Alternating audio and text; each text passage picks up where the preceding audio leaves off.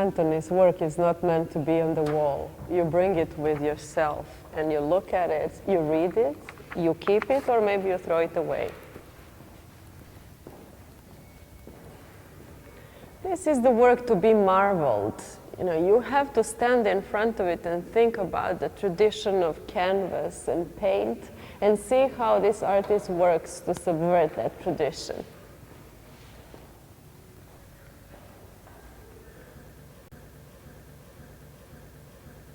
I like Antony's work. We installed it, this yellow emanating light, with his sculpture that became here a framework for the painting to emanate that light.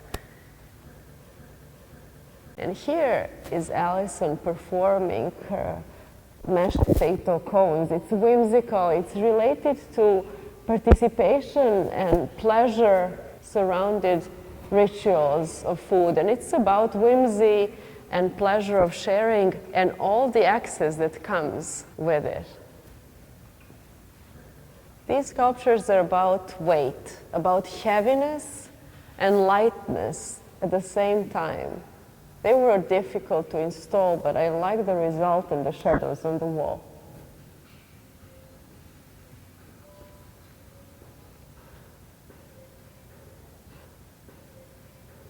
Graciela's video is very subtle.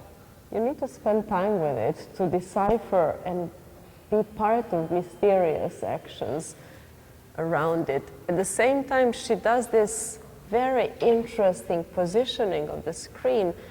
The viewer has to come close to these extraordinarily beautiful images. And then again, she uses sculpture as a frame for the screen. Screen is here an afterthought of the beautiful construction she does. Chrissy's paintings is about beauty, about seeing, about imperfection, about human imperfection. They show the ugliness of these imperfections and found new beauty, I would say.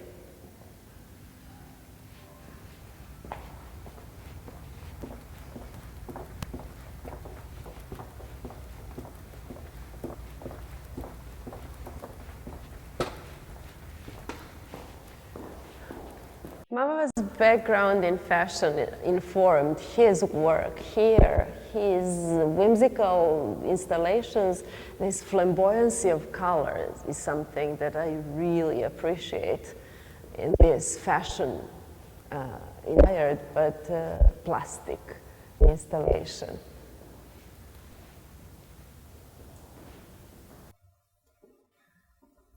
Lucy is also working with beauty, with fashion magazines, with ways of we are looking at magazines and how they can be subversive.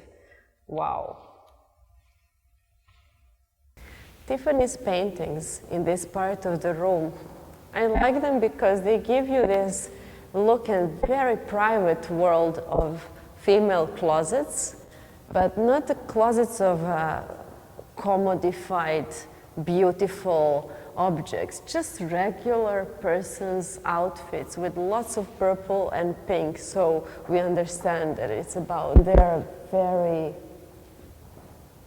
interestingly positioning the viewer.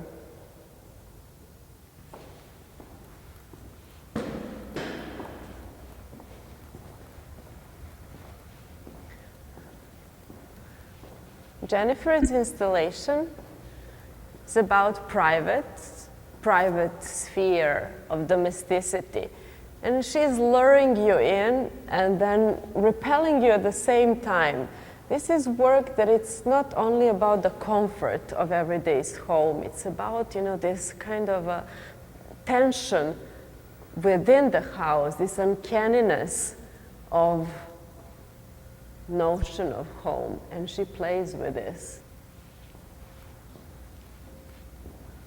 As Leah is playing with the trope of sculpture, human form, we see the form, we see the human body dismembered here. There are only remnants. They are staying in the gallery, claiming the space, but not being able to show the whole, the wholeness of the human form. Interesting. This is not a swan lake. These are beautiful exotic birds. And for me, this is also about ecological catastrophe, the beauty that is compromised, the beauty that is endangered, the surface that is precious, and then it's also about that danger and that tainted surfaces.